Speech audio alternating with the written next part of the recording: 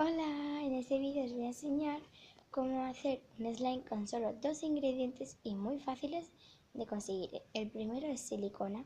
Yo voy a utilizar silicona líquida. Y el segundo es agua. No agua ni muy congelada, pero no caliente, sino fría. Vale, vamos a primero echar la silicona.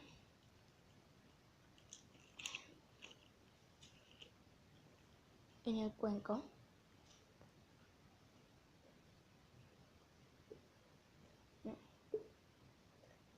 Ahí se ve que se va cayendo la silicona.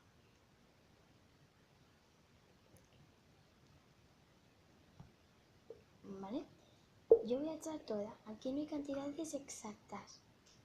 ¿Vale? Así que ya no voy a echar más, porque no me queda más. Vale.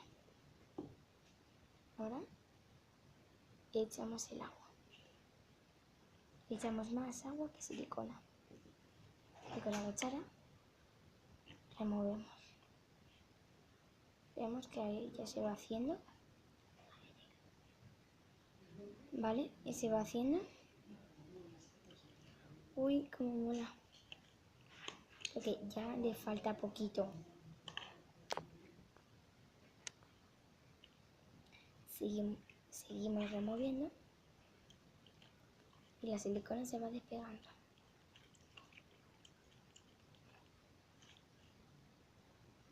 Vale, ya no se pega tanto.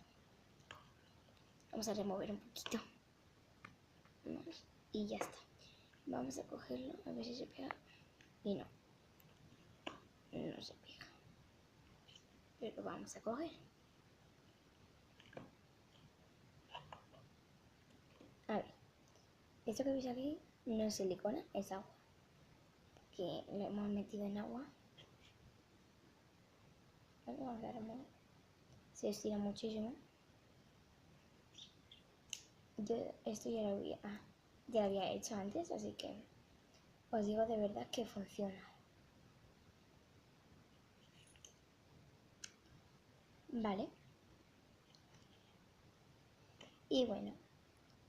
Y ya está. Ya tenemos nuestro slime súper chulo.